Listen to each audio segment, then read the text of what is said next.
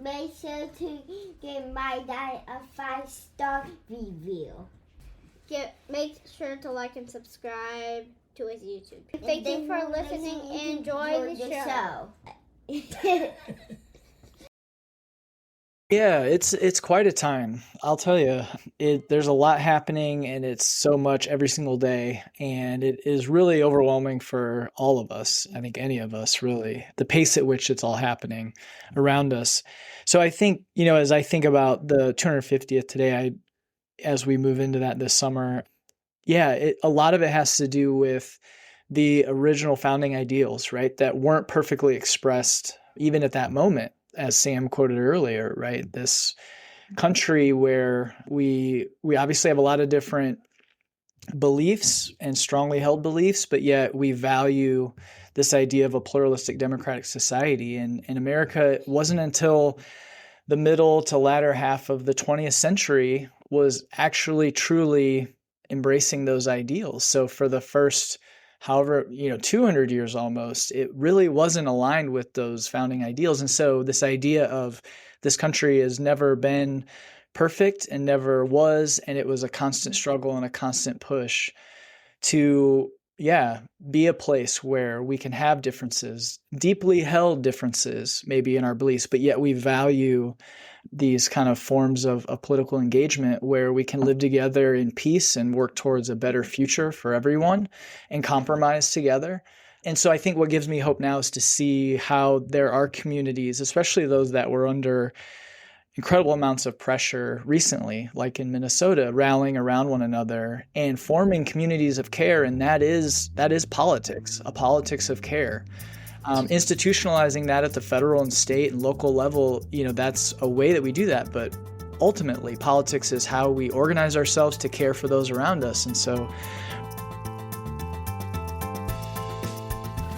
hey, welcome back, Faithful Politics listeners and watchers, and welcome to Church and State 250, which is a series from Faithful Politics where we examine how faith has shaped America over 250 years plus from the founding to today. I'm your political host, Will Wright, and I'm joined by your faithful host, Pastor Josh Burtram, as always. And in each episode, we're going to focus on different moments in the American story, drawing on the work of scholars and experts to better understand how Christianity has shaped American history and how it continues to influence public life today. But today, we're joined by Andrew Whitehead and Samuel Perry, two of the leading researchers on Christian nationalism. Their work has helped define how we understand it and its role in American public life, offering a framework for how religious identity, culture, and political power intersect. So I'll let you both introduce yourselves. And so why don't we start with you, Andrew? Tell us a little bit about yourself, who you are, and a little bit about your work. Yeah, so I'm Andrew Whitehead, as you said, professor of sociology at Indiana University in Indianapolis. And I've been working on this topic really alongside Sam as well for probably almost 15 years now. It's over a decade since we first started working on this. So Christian nationalism has been a part of our journey and lives here for a bit. But beyond that, I'm just excited to talk with you all more. Awesome. Sam, go ahead. Yeah, Sam Perry, professor of sociology at the University of Oklahoma, and study the intersection of religion, politics, as well as race and families. Oftentimes those things, how they work together. And so several projects, including Christian nationalism, which I've been doing with Andrew for the past almost 15 years, and then recent projects on American pronatalist movements, and as well as Christian nationalism's relationship to economic inequality that seems to be in full gear right now. So working on those things. Very good. Well, we really appreciate you guys coming on and spending time with us, giving us your expertise. And I'm just going to go ahead and jump into it. And this question is for you, Andrew, and just to kind of level set for us. And we've talked about this so much, but could you give maybe a simple definition of Christian nationalism? And then on top of that, it's a cultural framework. That's one of the ways that you describe it. And if you could describe what you mean by the fact that it's a cultural framework. So what is it? How is it a cultural framework? Yeah, definitely. So Christian nationalism, Sam and I have been a part of providing this empirical definition, right? And I just say that because as our work has come out and interest around this has increased, we have folks that are pushing back or trying to redefine the term and say, hey, Christian nationalism is just if you love the U.S. and you love Jesus. That's all it is. And so it's really important to understand what the definition is, how we're using it, and then to recognize, too, that there's empirical data backing this up, that it isn't just something we're plucking out of thin air. So with that preamble, Christian nationalism we define as the desire to fuse together a very particular expression of Christianity with American civic life. And it wants the government at all its levels to defend and preserve that fusion of this particular expression of Christianity throughout American civic life. And what's important there is that particular term in the definition, right? So there are many expressions of Christianity, but Christian nationalism is this desire to elevate a particular type. And this plays to the second part of your question, Josh, because when we're talking about Christian nationalism, as we survey the American public and as we study it historically, that particular expression of Christianity brings with it extra cultural baggage, extra cultural assumptions. And this is why Sam and I talk about it as a cultural framework. It isn't just Christianity in the sense of historic Orthodox beliefs like Jesus was the Son of God and things like that, that Christians across time and geographic space, would agree with. But that it brings with it this extra cultural baggage that is really particular to that expression of Christianity that is particular to the U.S. and our political history and things like that. So we can unpack that more. And so the work that Sam and I and others have done across different disciplines unpacks that cultural baggage. Things like comfort with authoritarian social control, very particular views about how the family should be ordered and how society should be structured, the ethno-racial boundaries that our society should be structured around, the preferred economic system, as Sam, mentioned his work is pushing into and that I've helped out with as well. So all of this comes with the Christianity of Christian nationalism. And that's what makes it a cultural framework that really touches on a lot of aspects of American civic life. The more that people embrace it, it really structures how they see their social worlds, who gets to belong, who the we of America is, and who should have access to civil benefits and civil rights. So hopefully that kind of helps set not only the definition of Christian nationalism, but what we mean when we talk about it as a cultural framework. Yeah, super helpful. Now, Sam, so those measures that Andrew's talking about, like, are there any reliably are those do those measures reliably predict certain types of behavior or attitudes from this group? Like, to phrase it differently, what do Christian nationalists believe, and how do we know that they believe the things they believe? I think since Andrew and I first got started studying this, I think the measurement of Christian nationalism has been a work in progress. And this is how science works, right? Like we start trying to measure a concept as best we can with the data that are available, and we tweak and adjust, and we try to capture what is a construct that we feel like exists out there in reality. And I feel like early on, we measured Christian nationalism with a series of questions that had been developed by another scholar in the mid-aughts, and we used these and we incorporated those into our research just so that we'd have continuity over time. But these were questions that asked how much you agree with statements like the federal government should declare the U.S. a Christian nation, or the federal government should advocate Christian values, or the U.S. should enforce a strict separation of church and state. And we looked at how people disagreed with that because they don't want to separate the church and state, and other kinds of culture warring type questions. And we found that as Americans agree more strongly with this, as they score higher on our composite measure of Christian nationalism, they were more likely to affirm fairly consistently, honestly, beliefs about access to voting being something that is a little bit should be narrower, that we should not give, that we should make voting harder, for example, or that we should support things like gerrymandering, or things that would limit democracy functionally in a lot of important ways. But it also, one of the things that got us interested in this topic to begin with is when we first started studying Christian nationalism, we found that those same responses, and they say nothing about race at all. Never even hint at it. They just talk about religion and politics and church and state and those kinds of things. But we found that Americans who more strongly subscribe to those very views were also the Americans who are more likely to say that, we ought to build border walls, or that we ought to, or that we don't like interracial marriage, or we don't like transracial adoption, or they had really strong anti-Black prejudice and views like that, which led us to conclude that there's something there that's deeper than just views about religion and politics, but it's a certain kind of religion. As Andrew was talking about, the Americans, especially white Americans, which is why we've often called it white Christian nationalism. We can get into this a little bit more.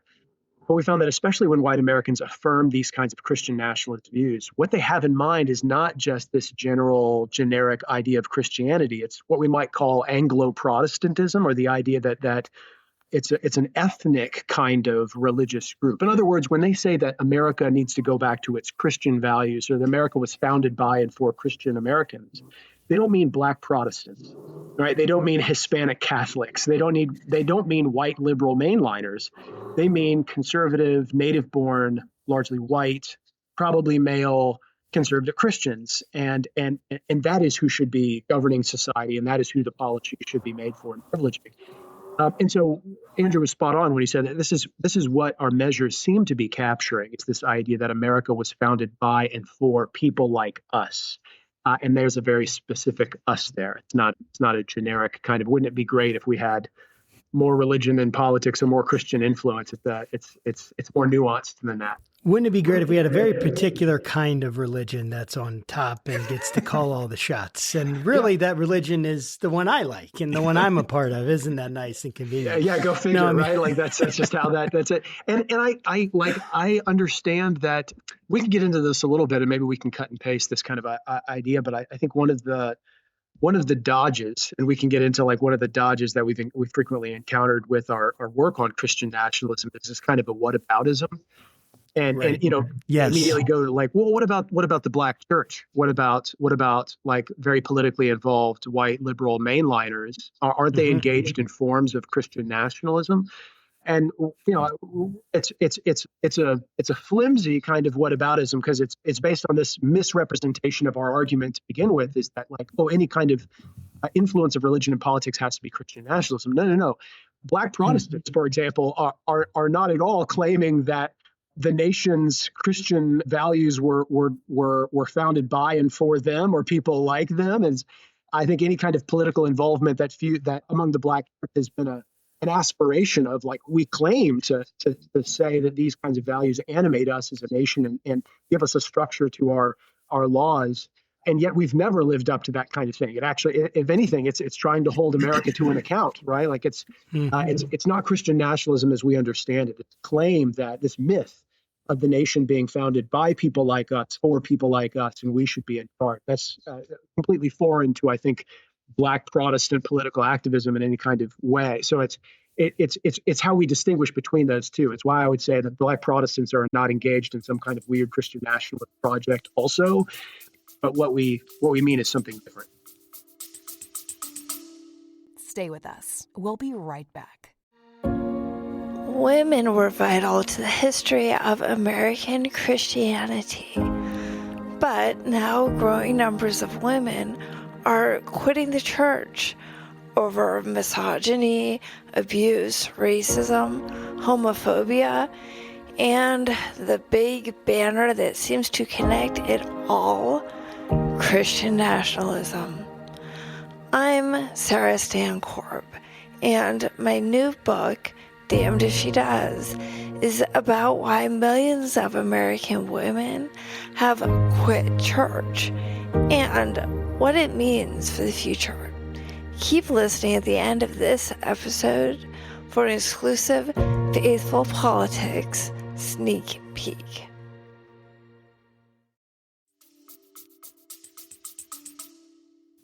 Yeah, that is really interesting. And I definitely see that. And I see that in my own experience.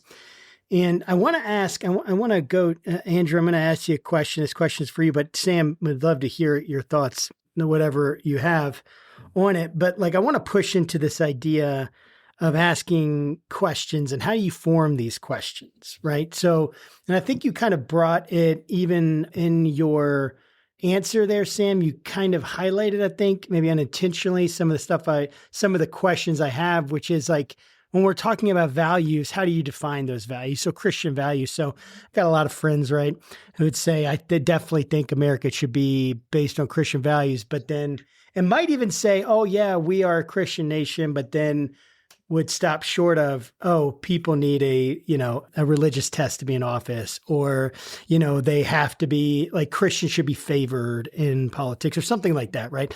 So I guess like when you're making these, and there's not a perfect question and there's not a perfect survey, right? But people always are going to go to methodology if they don't like the results of the survey.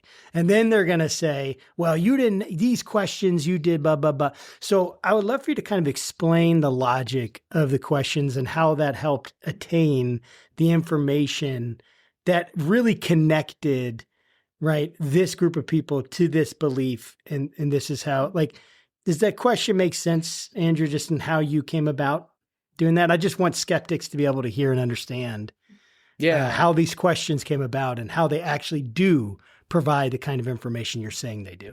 Yeah, totally. No, that's a great question, and really important too, something that we've been clear on for a while. So, in some ways we can look at this chronologically, and I think that actually underscores the strength of our case here. So as Sam pointed out, we were using 6 questions from a former survey, and there's a couple ways that you can look at questions, right, in these 6 questions. On one, researchers will talk about face validity. So when you read it on its face, does it seem to connect to this concept you're talking about? And so the 6th question we use obviously makes sense there.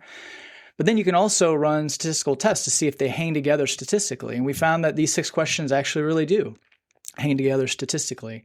And then we, not only the 6 questions, we broke it out, maybe used just 3 that really looked like they connect, and then just 2. And then we connect all of those different ways of pushing these questions together to the different outcomes we were studying. And what we found is whether you use the 6, the 3, or the 2, it didn't change any of the results that we were finding, right? So that was kind of where we started in Taking America Back for God, our first book. But then, as Sam talked about and alluded to, the beauty of science is that we always continue to tinker and move forward. So Sam was engaged with collecting a lot of data with a co-author of his that we've worked with. And then other people like PRRI, Pew Research, they started tinkering with those questions, forming them in slightly different ways, putting them together, pulling them apart. And what was honestly, personally affirming to both Sam and I over the last decade was that every single time people used a different set of questions and then created a scale, or used a single question and looked at our outcomes, literally nothing changed, right? Like it was one of the strongest predictors of racial attitudes or gender and sexual attitudes or authoritarianism or a desire to limit the vote or, xenophobia, immigration attitudes, right? Just consistently, that those strong associations were there. But then too, in our first book, Taking America Back for God, not only that scale, but we also used a single question off of the General Social Survey that is formed completely differently than the scale questions that we put together. And that too continued to connect to the outcomes that we've been looking at. And folks have used that over and over the last decade. So as we've had, 6 years, over 6 years since our book came out, and about 15 years since we really started working on this, the number of surveys has increased. I don't even know how many now have questions on them around this. Now you could say hundreds of studies on Christian nationalism. Some of those earliest findings we had are continuing to being reproduced. And so in that sense, that's what gives us confidence in what we were looking at and measuring was a real thing.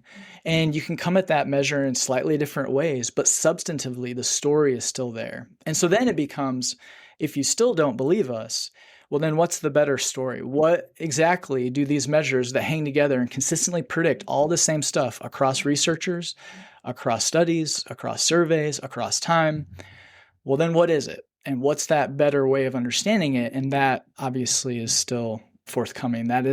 It's not going to come. I mean, I'm really confident by now that this is the story. So that's been the cool part of this journey, is seeing how that has worked together to show that. So I don't know if there's other things that Sam, as I was talking, things came to mind for you, but yeah, consistently we see those same things happening. And so the last point is you asked about, the underlying values. How do we know what those are? Well, with these questions and asked different ways, they don't mention, as Sam said, anything about race, gender, sexuality, economic beliefs, right? We look at those associations using different questions and see how they associate with the Christian nationalism measure. And that's where we then can see, okay, when people hear that word Christian, this is what they're thinking about.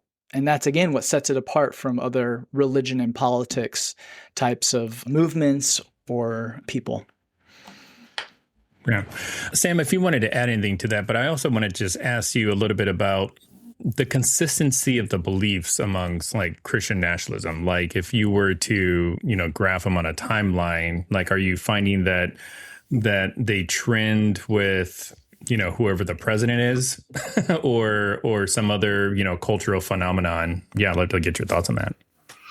Well, so Christian nationalism as a phenomenon is not something that is recent, right? So so it is the idea that America was founded by, or this land that we call the United States was founded by and for people like us. And there's some kind of a religious mythology and a connection and a vision for like a nation that represents our ethno-religious tribe and gives us all the power. That is older than the nation itself, right? Like that's there's a part of colonialism that is very much a part of the, you would have called it like Anglo-Protestant Britishism or something like that. It would have been, so that's a long history there. And it ebbs and flows in times of when the dominant ethno-religious group, white Protestants in the United States, feels threatened. And so whenever there is a sense of ethno-religious or ethno-cultural threat or attack, that narrative, who does this nation belong to? And it's a nation for us and by us, and we deserve the power and authority. It comes back to be used as a rhetoric, as a tool to kind of rally and mobilize and unite a group of people toward a common interest against a common foe. And the enemies have changed over time. It's been Native Americans, it's been Black Americans, it's been Roman Catholics, it's been every different kind of out or other group. Liberal now it's leftist, woke, socialist, whatever, fill in the blank of whoever's the bad guy. And so that is, and we actually have experimental evidence that confirms this. So like it's been Brooklyn Walker and Mara Alkire and different groups, social psychologists, political scientists have been doing experimental work to see what Christian nationalism responds to. In other words, like when you tell a group of Christians that you guys are going to be the minority by 2050, or that like seculars are going to, be the majority group in the United States, they respond with greater Christian nationalism because it is a sense in which you respond to threat. You rally behind this circle the wagons kind of ideology. So it does change over time. And it ebbs and flows. We actually see in the General Social Survey, after there's this weird kind of like instance as they've tracked a kind of a Christian nationalist question over various decades. There was this huge spike post 9/11 in the 2004 GSS, and it just it goes up in this weird way. And that's because there was this surge of like rally around the flag patriotism, and all kinds of measures of nationalism just popped off the survey. And then it goes back down, and you see different ebbs and flows in response to circumstances. So it does change. So there's a change over time, and there's also a varieties of Christian nationalism. So we don't mean to give the impression that Christian nationalism has to be this kind of one-dimensional, either you have or you don't, almost like a clinical category thing. There are different theological traditions at work in Christian nationalism. There's this kind of a Robert Jeffress dispensational Christian nationalism that is often it's the Mike Johnson kind of God and country patriotism that has this myth, a David Barton kind of thing, where you like fuse America's history with Christian narratives and you're politically conservative for that reason. But then there's this other really far right, racist, almost explicitly racist and ethnic, reformed kind of Christian nationalism that you see among like the Joel Wiebens and the Stephen Wolfs and the Doug Wilsons of the world. That is a different kind of flavor. It's not like these two groups maybe connect with one another over common political views, but theologically they don't. There's also a version of like a Catholic kind of Christian nationalism we call integralism. And so that can also emerge. And so they have different theological roots and traditions, but all of them are united under this idea that America was founded for and by people like us in our kind of religious tradition, one that is, again, highly connected to this idea of an ethnic and cultural privilege should be the one that rules all. Why do you guys think that this religion and nationalism are so powerful and so deeply connected? I mean, I know I understand it keeps showing up, right? It keeps showing up in different. It's like it keeps bearing its ugly head every time something challenges it, right? And you have these different iterations of it, and I guess it's like. Because really what I'm trying to get at is you guys saw something that really concerned you and you felt like you needed to put in, or at least you were interested enough that you put in how many hours, countless hours, time, money, interviews, all this stuff, right? To point this out. And I'm sure you've had so many people tell you you were woke, crazy, going to hell, horrible, all this stuff, all the Christians, how could you do this? I can't believe you're doing this to the church. I already know that because I've done just a small percentage of what you've done, and I've had people say the same thing to me many times. So I know that it's happened. Okay, so, but you keep going. You keep doing it. You keep talking about it. You keep pushing it, right? And I guess I'm trying to understand why you care about it so much. And I understand why I care about it. But again, why do you care about it? And I guess even driving deeper, like, because this is such an ugly beast that shows up everywhere. Hindu nationalism, right. Muslim nationalism. I mean, it's not unique to Christians, right? We know this, and this is it's almost like a human phenomenon, right? And I'm just wondering, like, what do you guys make of that? Why does it matter? And what do you make of this? What are we really fighting, I guess? Because it says it's Christian, but it doesn't seem very Christian. It just seems like those are just blocks, like ways of identification. They're identifying markers. It's not necessarily about this, right, love of Jesus. So I guess I'm wondering, like, why does this matter so much to you guys personally? And yeah, I guess, why does it matter? And what does it tell us deeper? I'm sorry, I don't know why I went off on that, but what does it tell us about the deeper issue? That's kind of the more human issue that you see. Yeah, I can take a stab at it first. I think one of the big underlying themes here when we're looking at religious nationalism generally, because I think your point that there's nothing unique about Christianity or the United States that we see Christian nationalism or religious nationalism cropping up, right? Other world religions, ancient world religions, we see them fused with modes of power in other historical times, places, whether it's today or in the past, and Christianity in other nations as well. So again, there is something that is common to this experience. And I think one aspect of this, and Sam, I think, will be able to provide a really good perspective on this as well, is that, when groups are trying to understand, who they are and what they're all about, the best way to do that is to draw really strong boundary lines against who they are not, right? How can we quickly understand we are not them? And that helps draw us together. And one way to do that and to legitimize those boundary lines is to locate that, anchor that in the will of the sacred, whatever that sacred might be, right? Because if God is telling us what we need to do, well, then who are you, them, right, on the outside to tell us that we're wrong? And why would we give you any quarter as to where we want to go, right? So it provides very clear boundary lines of who we are, where we came from, what we're all about, where we're going, and how we should get there. And God is on our side. So those are very common to the human experience over time and place. And so, I think that's why we see it so strongly, even here, right, over the last 250 years of the United States existing. But then why is it so important to me personally? I mean, I am just speaking for myself personally. I shared a bit about this in American Idolatry, but growing up in a religious area, being raised in the evangelical faith, and I've, been on a faith journey since then, but was taught these things like love your neighbor, love God, and all of those things. And then too, raised in a patriotic area where it's like, the U.S. is great because we hang for each other and you care for your neighbors and all those things are intertwined.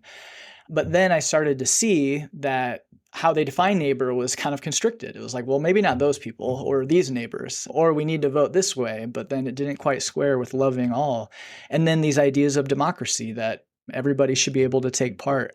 The narrative there was like, well, maybe not everybody. And so that didn't quite square. So for me personally, both professionally and then personal faith journey, it was trying to make sense of why these didn't add up. And so I came to really realize that Christian nationalism helped put a framework around why I saw these two things not adding up, right? It wasn't that Christian nationalism is not Christianity or those weren't Christians. They are, but they're giving precedence to this cultural framework that is particular to this country, to this time and space, that I think the Christian religion and other expressions of it can actually call us out of, can give us a better way, or to other expressions of Christianity like, the civil rights movement and different types of liberation theology, different things like that, where we see folks who are marginalized using Christianity to point them in a direction of actually caring for all and for your neighbors. I thought that was powerful as well. So that's kind of in my personal journey what made sense. And then as a professional, just trying to really understand exactly what this is to the best of our abilities. Sam, did you want to reply? Yeah, sure. I think, just piggybacking on what Andrew said, I think it is fundamental. I mean, religion in its essence, I think, is about our group identities and the stories that we tell about who we are as a people and where we are located in this world and universe. So putting it charitably, I think religious nationalisms are an attempt by a group of people to say what unites us as a people. And we think it should be this story and this set of values and narratives. And so to give Christian nationalists in the United States, just like Hindu nationalists or real Catholic nationalists in Brazil or wherever, like, to give them the benefit of the doubt, I think they're trying to answer the question of what unites us Americans as a people. Why would we fight for each other? Why would we? What unites us to hold common kind of like core values? What makes us American? And that's, is it blood and soil? Some of them think so, but they also think it's about this common Christian identity or set of values or like a tradition. And they think it's a certain kind of Christian values and tradition. It's not just Jesus on the cross. It is a set of what they call biblical, kinds of this myth of like, the founding fathers being biblical Christians or having this idea of almost an evangelical idea in mind of what should unite us. And so they ask a fair question. If Anglo-Protestantism doesn't unite us as a nation, what does? We actually do have to come up with a compelling narrative, a counter to that. Like what is it? And you've got others that say, well, it's the creeds of the nation. It's we hold these truths to be self-evident that all men are created equal, endowed by the Creator with inalienable rights, life, liberty, the pursuit of happiness. Governments established by the people, so full legal equality, government by the people, liberal democracy, all those things. I think you've got a pushback against that we are not a creedal alone kind of people, that we are also about a set of beliefs and an ethnic culture that unite us. So that's the claim. And I think that's religious nationalism generally. Again, it's not just in the United States, but that's just how religious nationalism works. Why do I study it? I think I think for two reasons. Professionally, I want to do my work with excellence like Andrew does. And I think integrity compels us. As Andrew was saying, like, we find this everywhere. Like it's I don't know how many dozens of surveys that have been fielded that have asked similar or the same kinds of questions. They all find the same thing. And so it would be like fudging or burying the data to say that this is not a thing when we've controlled for everything in the kitchen sink to try to make the effect go away, and yet it still is associated with anti-democratic, antisocial, illiberal kinds of political philosophies and behavior. And so we have to conclude that it's important, it matters, and that we talk about it. And so I think integrity requires that we do that kind of work. Normatively, though, there's a personal part of this. Like Andrew, I come from I admit that Christian nationalism is foreign to my understanding of what Christianity should be like and what Christians value and prioritize, like as we define it. So I admit that is not a Christianity that I grew up with or that I think is very Christ-like. And I happen to care what goes by the name Christian. And so I have a normative stake in wanting to dismantle what I feel like is a very noxious and toxic and unfaithful representation of Christianity as I see it. And I would consider myself a patriot. I care about the United States. Like, I care about my neighborhood and my city and my community. And I don't like to see it go to hell in the sense of like being a dystopic nightmare of like illiberalism, and restriction and punishment and those kinds of things. I like the idea of a multicultural liberal democracy where we respect each other's rights. And it doesn't mean that we suppress like the opinions of Christians at all. I'm not talking about that at all. I think we have to find a way to compromise and to work together with people who hold different views. And so I don't think Christian nationalists want that. They don't want compromise. They Doug Wilson would say this. He would say it's either our religion or yours. It's a very Rushdoony kind of way. It's like either our religion rules or your religion rules. And if it's got to be one of those, it should be ours. Right? I don't think that's actually good political theory. That's not good political science or at all. That's some kind of cherry-picked idea from, again, Rushdoony or whatever. But that's not how politics works, especially in a democracy. It's about compromise. It's about how do we find a way to where we can both live together and not kill each other and not oppress one another, but respect one another's rights as citizens. I don't see them doing that, but I would like to see us as a nation do that more. So that motivates me. I'm curious, Sam, that this question is for you with regards to white identity within Christian nationalism, because I know that you wrote a book, The Flag and the Cross, with Philip Gorski. Is it Flag and the Cross or Cross? It's Flag and the Cross. Flag and the Cross. Yep. Yeah. And so I'm curious on like how does white identity fit into kind of the larger framework, and more specifically, maybe you can help define, like whenever people are talking about Christian nationalism, you often hear like white evangelical Christian, or I think you use the term white Christian nationalist. Like what's so special about sort of the white part in front of evangelical Christian or Christian nationalist? Right. So a few years ago, we started calling what we're talking about white Christian nationalism, not exclusively, because sometimes we feel like it applies across race. The Christian nationalist ideology may transcend race and its effects and what it does. But oftentimes we would find in the surveys that we looked at that Christian nationalist ideology was particularly influential among white Americans in particular. In other words, like if it was associated with anti-democratic views, like people should have to work to vote, or they should take tests to vote, or we should lock up offenders for life, those kinds of things, and take away all their rights. Christian nationalism was associated with that, but it was most strongly associated among white Americans, and sometimes among Black Americans, it wasn't associated at all, or sometimes among Hispanic Americans, it wasn't associated at all.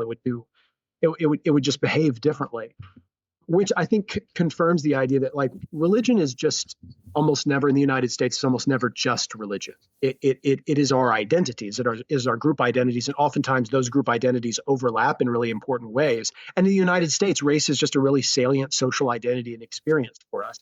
So for white Americans, white Christian Americans, we have, I think, concluded that white Americans in particular just are more likely to assume that Christian implies white. It concludes people like them. And that makes sense because for most white Christians, we go to segregated churches primarily. And for them, most Christians are white, and they're people like them. They're people who share the same kinds of appearances and those kinds of things. It doesn't have to be that way, but we often find that is the case. So the reason we call it white Christian nationalism is not to make it sound scary or racist.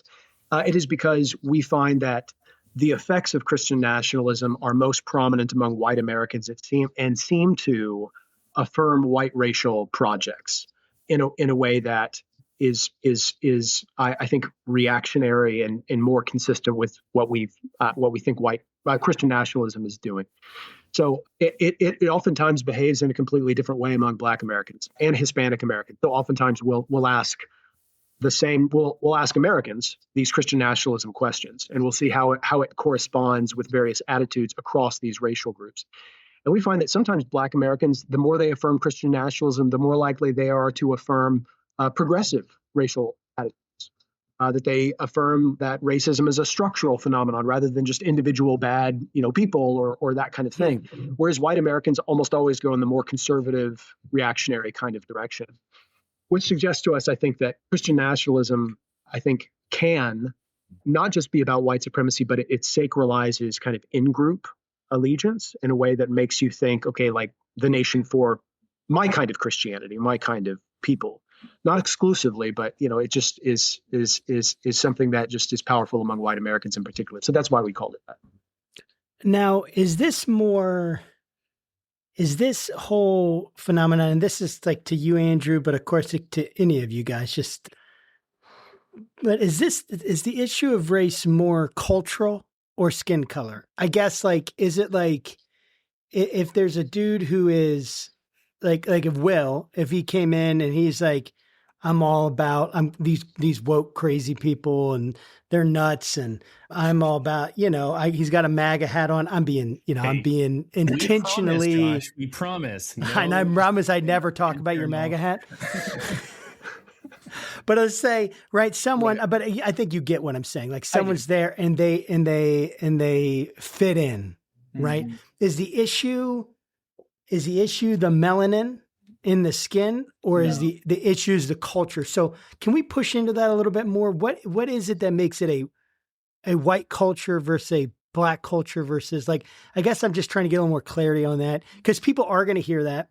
And I know from my friends, like some people, they immediately accept it. You don't have to argue with them at all. Other ones, as soon as they hear white in front of anything, it's almost like they're turned off immediately. They're not even going to listen. But I just wish that they would, so that they can understand conceptually what's going on. But I understand, because as soon as I used to hear that, I'm like, wait, I'm white? There's a problem because I'm white? So again, like, I think that it's just a little bit more clarity about even what that means. Mm-hmm. If that does that make sense? The question. Yeah. No, I agree. Building off of what Sam said, when we talk about white Christian nationalism, we're not talking about the skin color of the person that holds those views, but the white refers to the fact that Christian nationalism tends to be associated with kind of the defense and perpetuation of racial inequality in favor of white Americans over time. And so this is a historical fact that this country was built to benefit white people when we're looking at pushing Native Americans off their land or enslaving Africans. And so those systems and structures, the repercussions of that are still with us today. So when somebody of a different racial and ethnic group embraces Christian nationalism, it still is white Christian nationalism because it tends to be associated with, or at least obscure, those kind of social structures that tend to still benefit white people. So, as Sam was talking, we find, like he said, that sometimes for Black Americans, as they embrace Christian nationalism, they may be more kind of pro-social in their views towards race, right? But then if we have the racial outgroup as Hispanic Americans, they tend to look kind of like white people. And then for Hispanic Americans, if we talk about, let's say, immigration, something that tends to get coded as, a Hispanic kind of issue, they tend to be more pro-social and open and wanting to affirm that. But then if we talk about, the struggles of African Americans, they tend to look kind of like white people in their views. And so it can kind of, depending on the racial ethnic group and their kind of unique history and placement within the United States, Christian nationalism can operate differently among those groups, but it tends to always point in a direction where, this country is by and for white Americans. And yeah, that's kind of how it operates. So when we're talking about that, it's kind of just perpetuating this system that tends to benefit one racial group. And in the US, historically, that's been white Americans. Now, I don't know if they'd want to hear that, but yeah, it's I understand. Tough. When we spoke with Michael Emerson about his book, Religion of Whiteness, really great book. So like if anybody is watching this and they want to really kind of better understand like that topic, I think that's a very beneficial book for you to read. But Sam, my question to you is, and this is going to be kind of one of the last couple questions, is mistakes or misinterpretations of what Christian nationalism is, I think, is pretty rampant. And at least from the way I see it anyways, is like, somebody prays in public, maybe it's a politician, they say it's Christian nationalist, and then they look at something like storming or, an insurrection at the Capitol and then say that's Christian nationalists also. So you've got two different instances where, it's being applied. One is probably more correct than the other. So I'd love for you just to kind of like help us become better observers of Christian nationalism in our society, and maybe give us some examples, that people would recognize, or at least would know, to kind of separate, okay, this is Christian nationalism and this is just protected free speech. Yeah, sure. That's a great question. So I'd like to think that most of the misunderstandings are just, maybe just you hadn't read anything, or maybe you heard the term and you just made an assumption, or that kind of thing. I actually think a lot of the misunderstandings are due to deliberate misrepresentation of the very idea, because I think it's strategic, right? So it's strategic when you want to make something sound silly and make the people who talk about it sound extreme or bigoted in some kind of way. And so when you hear us, like how many hundreds of thousands of words have we written on this, like dozens and dozens of peer-reviewed articles and entire books and all these various kinds of popular things. You can look at 30 talks I have on YouTube about those kinds of things. So like clarity is not lacking in terms of like how we've articulated what Christian nationalism is and is about. And yet I feel like there is an insistence on misrepresenting what it is, because if you can take what we say and it can be like, hey, these guys who talk about Christian nationalism, can you believe that they Christian nationalism just means like loving your country and voting your values, and they hate it, right? Because they hate Christians and they hate Christians voting their values. That seems to be and you can make us sound like extreme and like, oh man, this is just a made up thing. Or it's something that is just a bunch of leftists who hate Christians. If we've had that for years now, like just people deliberately misrepresenting what we're talking about, or that we're talking about like people who worship the flag or something like that, we've never said. Anyway, so I think that like you get this kind of, it's difficult to fight against, which is why I think what Andrew was saying, like it's important that we define it. We define every talk I ever give on this kind of thing. I go to pains to define what it is and what it is not. So Christian nationalism is, as we've talked about, it's an ideology that idealizes and advocates the fusion of American civic life with that particular kind of Christianity. It's myths about who the nation rightfully belongs to, and it's a vision for how to get that power back for that group of people.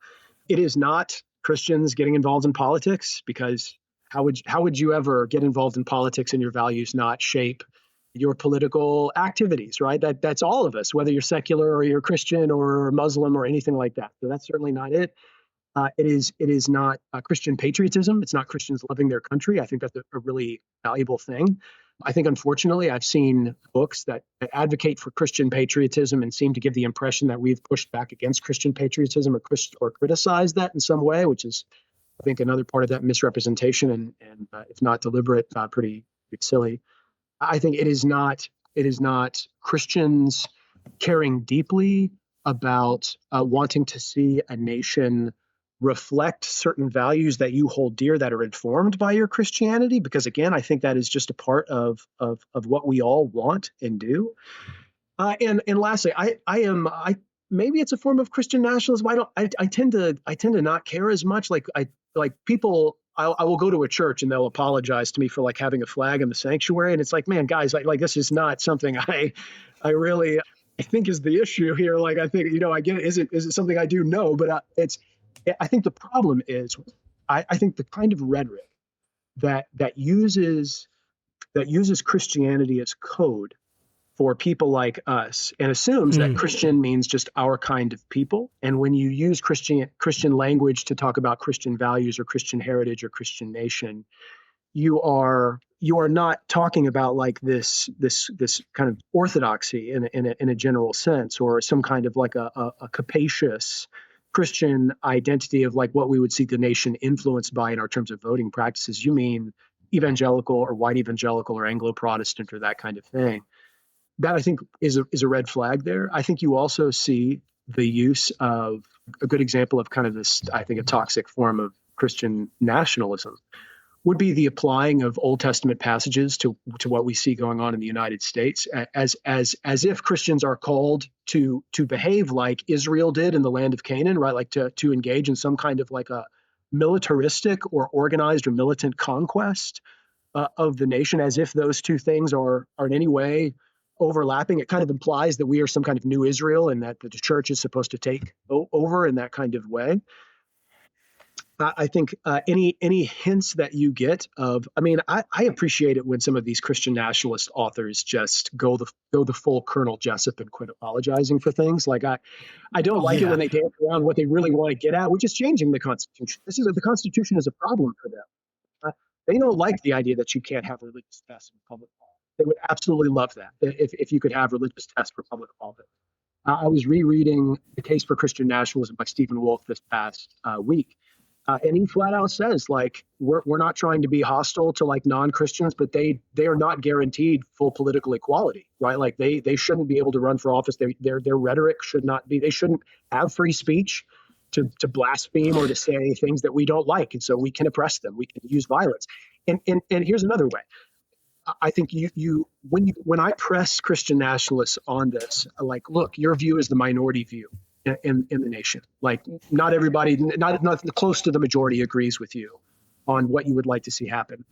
How would you deal with that fact? That is, we live in a democracy. You have to win electoral majorities to make that happen. Are you okay with a minoritarian rule that would, of course, involve some kind of like oppression? And they're fine with that, right? Like they're actually okay with the idea that like this is something that like, look, the nation is ours, it's not theirs, and that should be fine. I think any of that is a huge red flag that what you're getting at is an anti-democratic, illiberal form of religious nationalism.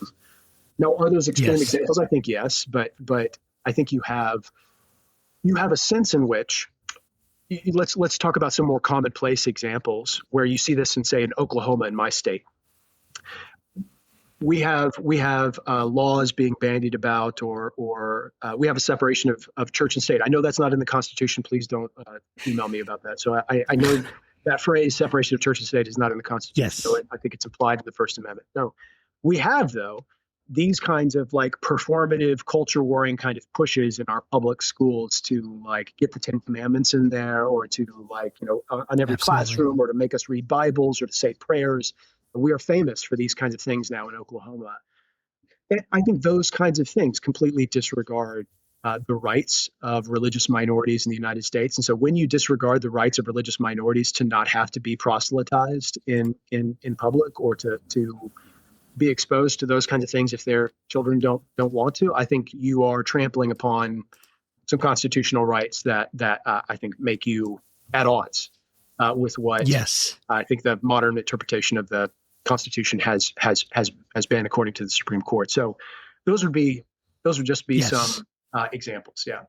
I mean, I think that's really well said, Sam. And I think you're really bringing out the reason that we should be concerned. And I think that the more we help people understand why we should be concerned, the better. And I want, Andrew, this is the last question. I know you got a heart out, Andrew, so you can jump. We can continue and finish up the conversation if you could answer this question. Do you have time to do that, Andrew? Yeah. That's great. Okay.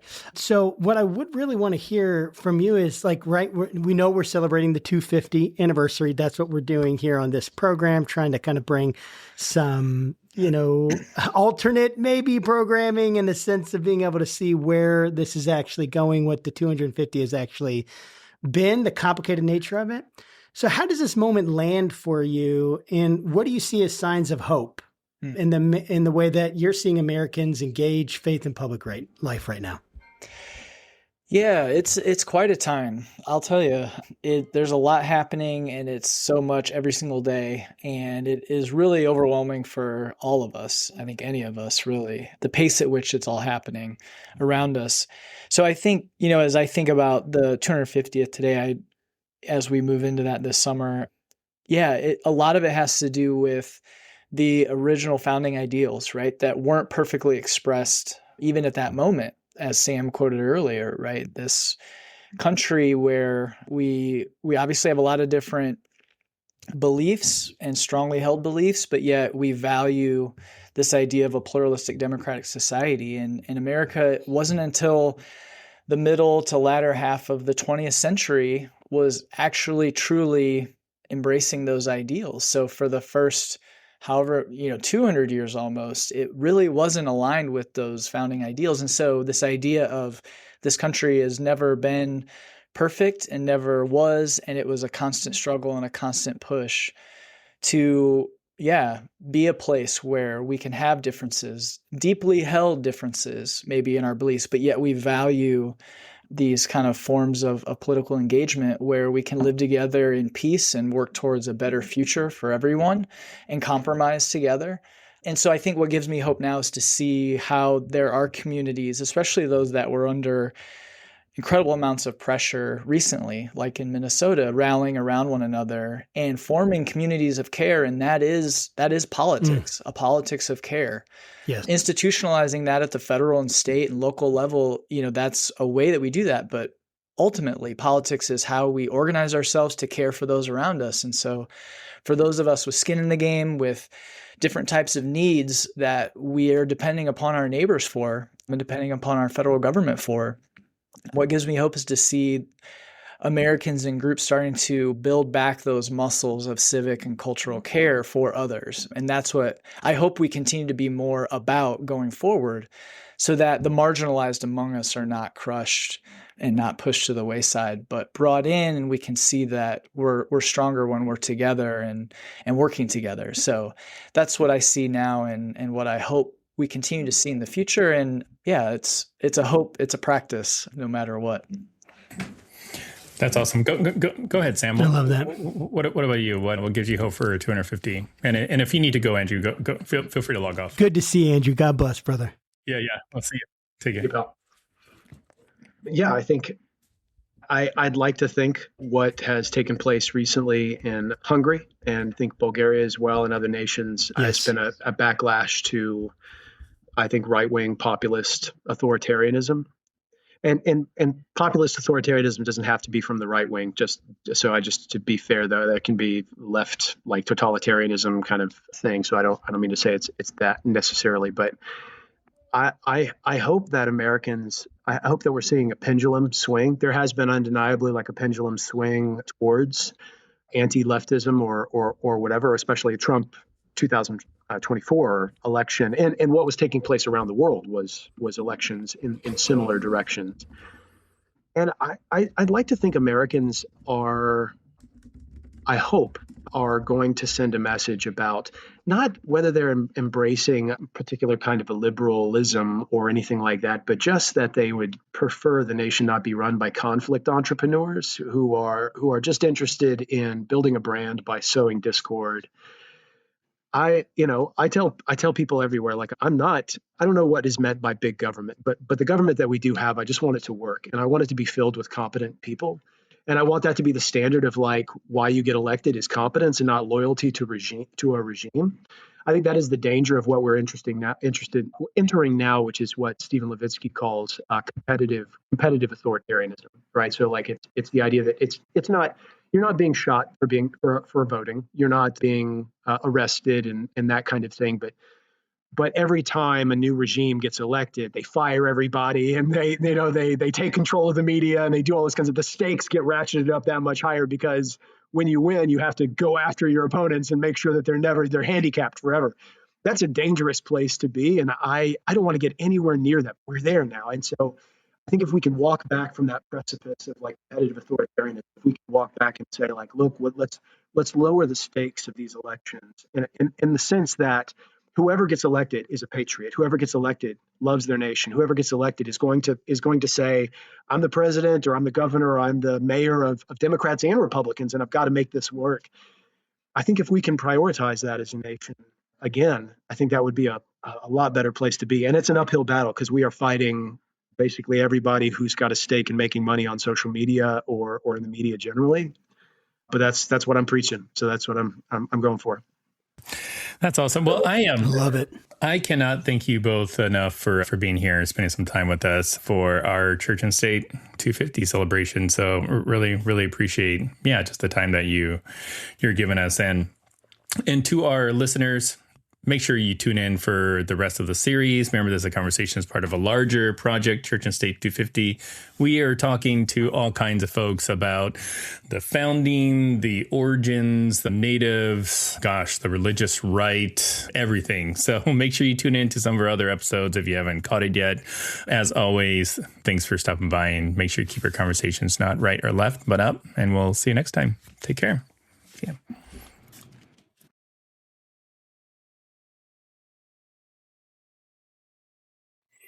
Hey, welcome back to Faithful Politics and for our brief little interview with the one and only Sarah Stancorp. How's it going, Sarah? Good. It's going well. Thanks for doing this. Oh, so at this year's Southern Baptist Convention, and I'm no expert, but I can read the news, they voted overwhelmingly to advance some sort of formal ban on churches with women pastors. And your book, Damned If She Does, looks at why women are leaving the church and what that means for the future of religion. So I'd love for you just to, maybe give us what's one story that helps explain how a decision like what happened at the SBC shouldn't really surprise anybody. So when I had the idea to write this book probably over a decade ago, I thought it would be very contemporary and how now we're decades hence.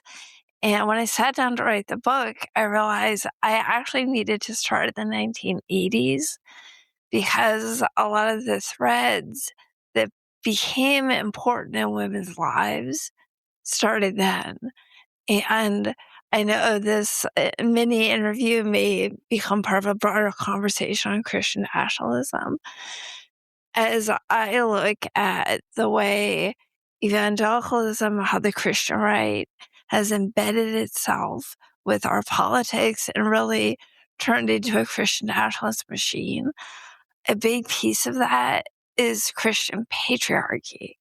The way women are oppressed within this system is kind of a model for oppression of all of us.